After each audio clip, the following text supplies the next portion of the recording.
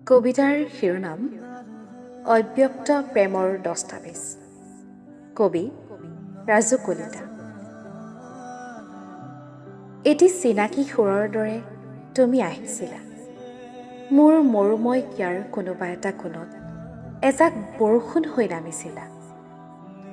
তেতিয়াৰ পৰাই আৰম্ভ হ'ল এক নতুন ঋতু, য'ত কেৱল বসন্তই হাঁহে আৰু মোৰ ভাৱনাৰ আকাশত তোমাৰ নামৰ এজাক ৰঙীন পখিলা উৰে।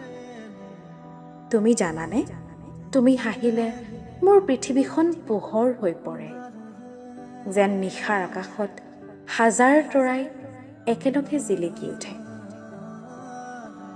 তোমাৰ চকুৰ সেই গভীৰতা, তাত মই নিজকে হেৰুৱাই পেলাওঁ বাৰে বাৰে, যেন এখন বিশাল সাগৰ য'ত কোনো পাৰ নাই কোনো পৰিসীমা, কেৱল আছে এক প্ৰশান্তিৰ শীতল ছাঁ।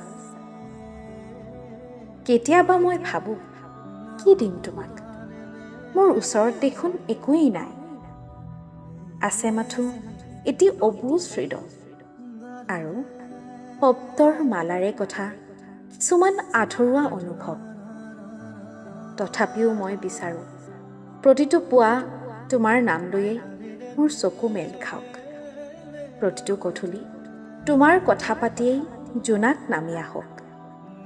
আমাৰ মাজৰ এই দূৰত্ব বা অভিমান, এইবোৰ দেখোন ক্ষন্তেকীয়া।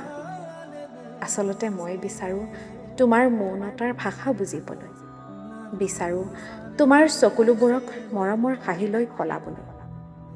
যুগ যুগান্তৰ ধৰি মই ৰৈ থাকিম একেবাৰে শেষৰটো উশাহলৈকে, মাথো তোমাৰ হৈ, তোমাৰ বাবে। কাৰণ তুমি মোৰ বাবে কেৱল এজন ব্যক্তি নহয়, তুমি মোৰ জীয়াই থকাৰ এক সম্পূৰ্ণ অপৰিসীম কবিতা। ধন্যবাদ।